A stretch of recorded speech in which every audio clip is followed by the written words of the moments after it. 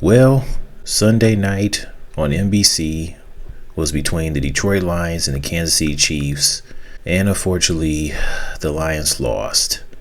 I was really hoping that they would beat the Chiefs. I really hoped it would have destroyed them, but it did not happen, and I'm so disappointed that they lost.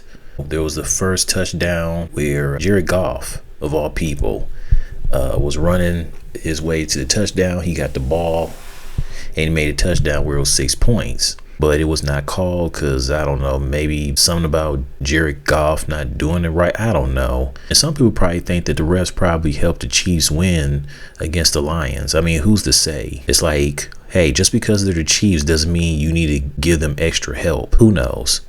But I was disappointed that the first touchdown for the Lions didn't count, especially since, Jared Goff, who's the quarterback, he was running to get the ball like he was a running back. He went for the touchdown. Like, that was an awesome touchdown. But I was just disappointed how it all happened. Taylor Swift was at the game, and they only showed her twice. And she was happy to see the Chiefs win, obviously. I wish the Lions would have won, so they would have showed Taylor disappointed and sad as she was when the Eagles destroyed the Chiefs in the Super Bowl.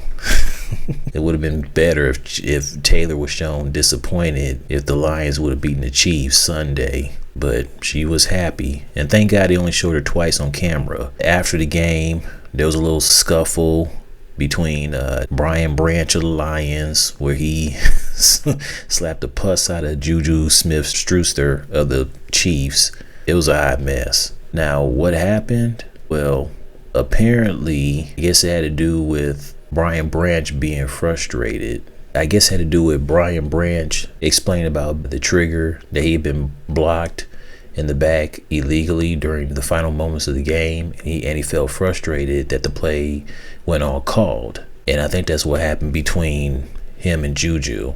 But after the game, Patrick Mahomes was trying to, show him some love, give him a handshake, but Brian refused to give him one. And I'm sure Patrick was shocked, but it's like, Patrick, you can always shake hands with the other players on the Lions. I mean, you do realize that you beat him, and obviously he wasn't in a good mood, so that's probably why he didn't shake your hand, Patrick. I mean, it's no big deal. It's football. The Lions lost to your team, so you can shake other Lions players' hands. It's not the end of the world if you're shocked about Brian Branch not shaking your hand. It is what it is.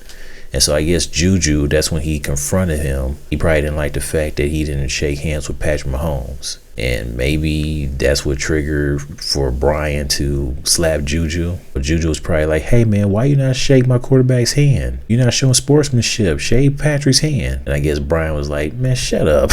That's when he slapped him. Oh, man.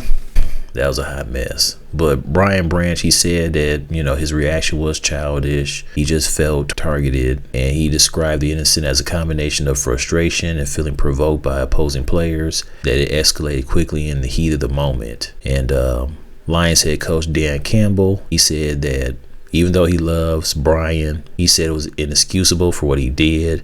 He's saying that's not what the Lions do. That's not what they're all about. Unfortunately, Brian Branch has been suspended for 1 game. I'm pretty sure another reason why the Lions lost was the fact that their secondary linemen were out. And here we go with the freaking injuries. Their secondary linemen, that didn't help.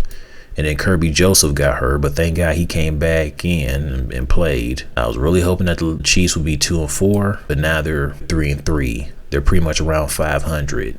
That's all right. Detroit Lions still got the better record. At least the Lions are 4-2. The Chiefs are 3-3.